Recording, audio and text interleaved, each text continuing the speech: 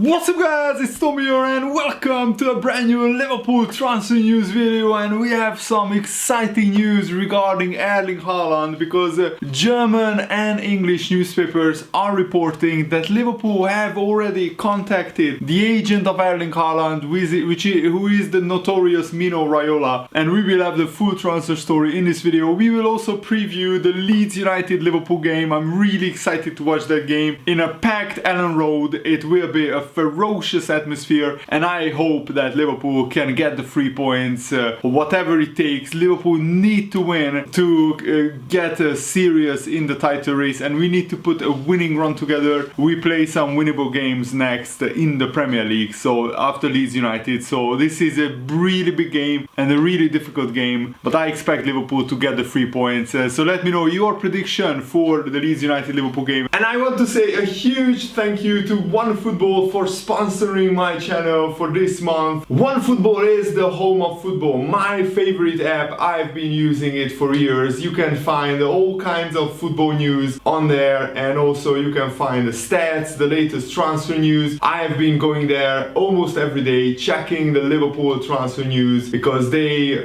combine the best and most interesting transfer news and football news. And you can find also interesting videos, stats, analysis, fantasy football tips, and all kinds of interesting football related content on the OneFootball apps, and it's completely free. So what are you waiting for? Make sure to download OneFootball using the link in the video's description, and you support the channel as well that way. Do you think Erling Haaland for £70 million would be, do you think it would be the perfect signing for Liverpool? And I have a sneaky feeling that Liverpool are saving money for a big transfer. They know that they have to rebuild the squad, and they know that Mane, Salah and Firmino won't last forever. All three of them turn 30 years old during the season. So I think one of the reasons why Liverpool didn't sign an attacker this summer is because probably our main transfer targets when it comes to attackers weren't available for a decent or value price. We wouldn't pay 150 million for Haaland. And Liverpool, according to the newspapers, are one of several clubs, of course, interested in signing Borussia Dortmund striker Erling Haaland, who scored an amazing, I think, hat-trick against Bayer Leverkusen, where Leverkusen were leading and Dortmund won 4-3 with Haaland's penalty, and he scored 2 other goals, if I believe it is correct. And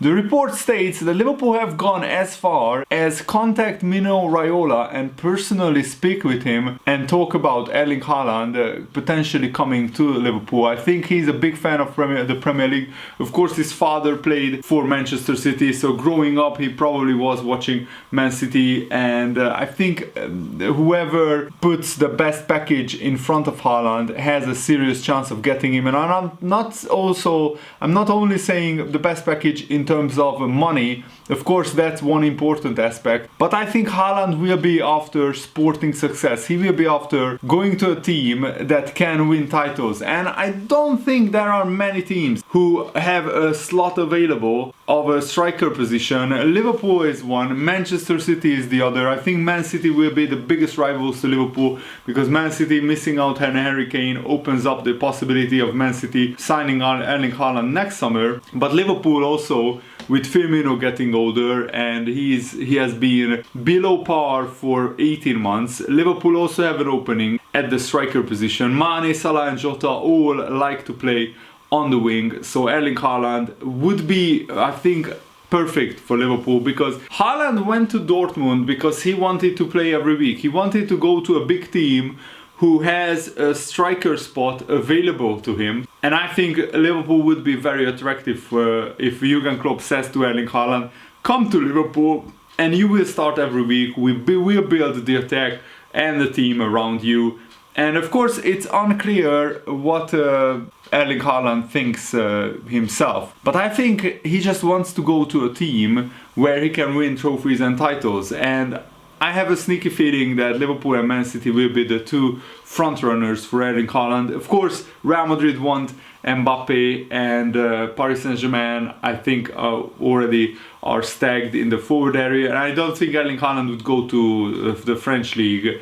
As good as Paris Saint-Germain is, I think he wants to go to either Spain or England, and I just have a feeling that English football would suit Haaland perfectly because he's an absolute monster. Physically, he's so strong and so quick and so good. And Mundo Deportivo, a Spanish newspaper, who is a very significantly renowned Spanish newspaper, news outlet, have claimed that the super agent Mino Raiola has had talks with Liverpool about Erling Haaland. There was a report in the summer that Mino Raiola went to England and sat down with Manchester United, Man City and Liverpool to talk about the possibility of any of those clubs signing Erling Haaland. Man United already signed Ronaldo. They have also Jadon Sancho, Cavani, Rashford, Martial. So they have 4 or 5 attacking players, and 2 or 3 of them are mainly strikers, especially Cavani, Ronaldo and Martial. So I don't think Man United will be looking to sign Erling Haaland. Chelsea just signed Lukaku for 100 million, so that solves their striker problem for the next 3 or 4 years at least. So Erling Haaland either goes to Man City or Liverpool, in my opinion. And of course, Man City will put a big financial package in front of Erling Haaland. But the Liverpool, there is something special about Liverpool. And I think Erling Haaland is a player who goes off on emotion a lot. I saw when he played for Salzburg in front of a full Anfield, when he played against Liverpool, he said before when Salzburg was drawn with Liverpool in the same Champions League group, he said how happy he was about that because Liverpool is a very special club and he knows how special the fans are. And I'm sure that the Anfield crowd made a big impression of Erling Haaland, and that's what I'm hoping, because if Erling Haaland only wants money, then he will go to Man City, no question. And of course, he will have all the success there, he will win a lot of trophies. But remember, Pep Guardiola is leaving Man City in 2023. So Erling Haaland, would he go to Man City knowing that Pep Guardiola only stays there for 1 more year, and after that, who knows what kind of manager Man City get, and who knows how successful they will be after Pep Guardiola. That's my only hope, that after Pep Guardiola, Man City won't be as good, because Pep Guardiola is a really special manager, special coach. I don't think he's as good as Jurgen Klopp, because a lot of managers could get success with Man City with their £1 billion squad and almost unlimited transfer budget. But to go to Liverpool, Erling Haaland would create such a legacy and he would become a Liverpool legend. I'm pretty convinced of that if he chooses Liverpool. The big question is, what will he choose, half with his heart and half with his head? Really chose clubs with only money in mind, or whatever his priorities will be. It will be very interesting. Of course, it will be tough for Liverpool to match Erling Haaland's wage demands, but I think that Liverpool have saved a lot of money in the past 2 or 3 years, and I think we are waiting for the right kind of transfer to become available. That has been the strategy of Jurgen Klopp and Liverpool and FSG for the past number of years. When we couldn't sign Virgil van Dijk, we waited and we signed him in the end, and when we couldn't sign other players, we waited 1 or 2 years and we signed them. So let's hope that's the case with Erling Haaland. His numbers are incredible. He already has 8 goals in 6 games this season. Last season he scored 41 goals in 41 games. Absolutely insane numbers for Borussia Dortmund. And also he has 28 goals in 22 games for Salzburg and 16 goals in 18 games for Dortmund. Those were half seasons, and I mean in a full season, a striker, if he scores 16 or 28 goals, that's a successful season for him. But for Erling Haaland, he managed that in half a season. So if you add that up, that's 38 plus 6, 44 goals in the season before last season. Absolutely incredible numbers. And I really like the Borussia Dortmund. Since Jurgen Klopp came from Dortmund, I've been watching them closely, even when Jurgen Klopp was there. I really like their style of football, and of course Dortmund wouldn't want to lose Erling Haaland, but they can't do really much about his release clause. I don't think even Dortmund expected Haaland to become a 150 million pound player when they inserted this release clause in his contract. Probably Haaland wanted this release clause, so he knew that if he performs on the pitch, he will have a great chance to basically choose himself a club. because only the biggest players can do that. And Erling Haaland is certainly now up there with Mbappe and Ronaldo and Messi in terms of some of the biggest top 5 players in the world. And I think behind Lewandowski and Ronaldo, Haaland is now the 3rd best striker in the world, maybe alongside Mbappe. And I think Haaland, with the style of play, with the intensity, with the way he works, the way he presses the defense, it would be absolutely perfect for Liverpool because of how Jurgen Klopp plays and how Liverpool's playing style is under Jurgen Klopp. Haaland would slot in perfectly at Liverpool, and he would solve Liverpool's striker position for the next 10 years. That's as simple as that. And even manager Jurgen Klopp has said that Liverpool could sign an attacker in the January transfer window. They are still undecided about what they should do because 2 players will be missing for the Africa Cup of Nations in attack and 1 more in midfield. So Naby Keita, Mo Salah and Sadio Mane will go to the Africa Cup of Nations. It takes place from January the 9th to February the 6th, and thankfully the Premier League has a 2-week break in that period, I think, and Mo Salah and Mane would only miss 2 Premier League games, but that's 2 more than what Liverpool want. And Jurgen Klopp said it depends on the situation of the squad at that moment. He of course refers to injuries. If Liverpool have too many injuries in the attacking department, if Firmino and Jota or even one of them will be injured, Liverpool just have to get cover. It's as simple as that. He said, Klopp, Africa Cup of Nations, they have the right to play their tournament. Like Europe, like South America, that is completely fine.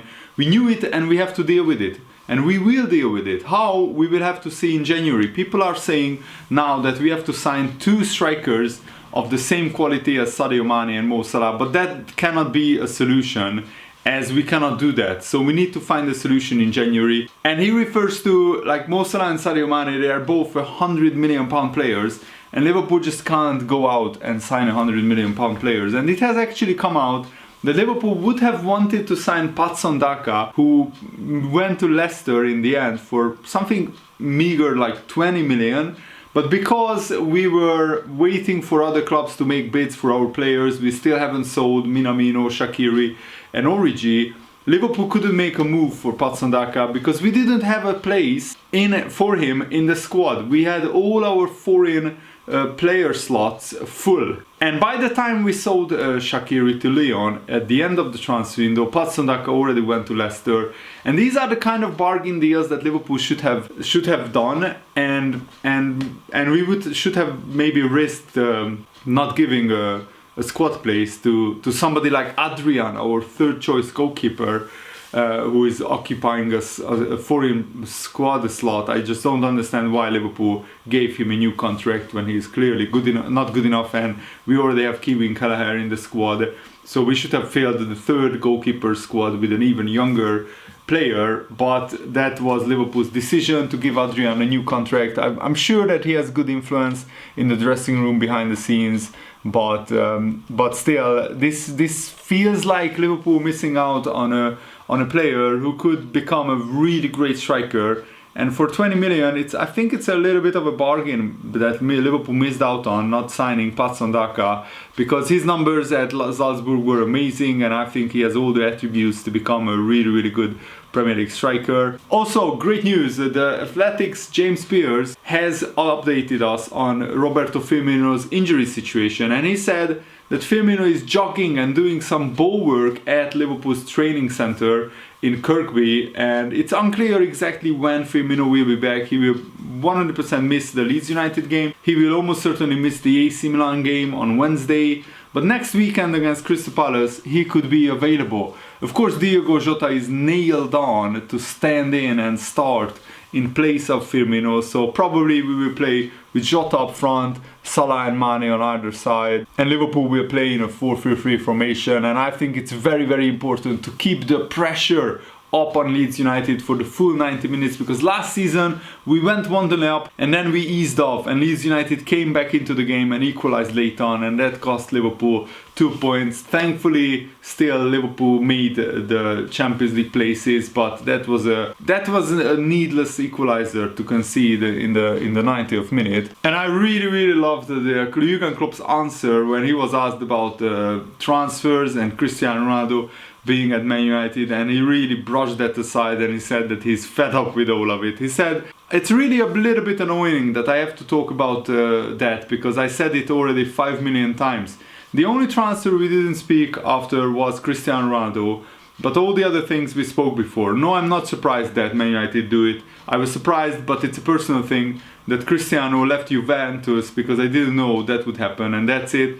Clubs do business. When I say it, my problem is obviously my English, because from time to time I obviously annoy some other managers and I don't want to annoy them. I'm not interested in it. Why should I? I say something, I think it's right, and then it is probably right in my mind, and then 2 days later I hear the response from somebody and I think, why is he on his toes? Honestly, I couldn't care less what other clubs are doing. In a few weeks, I am 4 years here. I signed up for this way when I arrived here. In that time we were quite successful, not the most successful in the world, but quite successful. We won a couple of trophies exactly with that way, and it's in all transfer windows the same. But it's always the same, that when we then get asked, why do you do that? We thought it made sense that we sign up our squad in the moment that we have here, and we did that. That is not as spectacular as all the rest of the round. I cannot change that, because you cannot do transfer business just to be in a circus. But they did it, the other teams signed great players, fine. Now we will play them and see what we can do. So Jurgen Klopp is probably happy with his squad and quietly confident that we can still challenge for the title. My only worry is the injuries to attacking players. That's the only way I can see Liverpool not challenging for the title. If we get long-term injuries for Salah or Mane or Firmino or Jota, any four of them, if they are out for a long time, then we will not be able to rotate as much. Minamino and Origi, I don't think they are as good as the other four, obviously, especially Origi. I'm not sure if he had to play a run of games, if he could still do it in the Premier League. Minamino, I still have high hopes for him that he can do something in this season, score 5 goals maybe for Liverpool when he plays. But that's it, that's hope. And Leeds United will set up in a 4-1-4-1 formation, and probably Leeds United will play how they always play, 1 against 1. They will press Liverpool high up, so it will be very important to beat the press and get behind the Leeds United backline.